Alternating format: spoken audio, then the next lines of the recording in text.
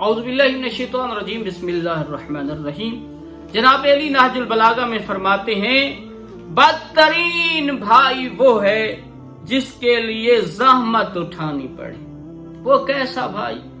جس کے لیے انسان کو شرمندگی کا سامنا کرنا پڑے۔ وہ کیسا بھائی جس کے لیے انسان کو زحمت اٹھانی پڑے۔ وہ کیسا بھائی جس کے لیے اس کے دوسرے بھائی پریشان ہوں۔ تو جناب علی نے بڑا خوبصورت کہا کہ بدترین بھائی وہ بھائی ہے جس کے لیے زحمت اٹھانی پڑے، تکلیفیں اٹھانی پڑے، پریشانیوں کا سامنا کرنا پڑے۔ وہ بھائی بدترین بھائی ہے۔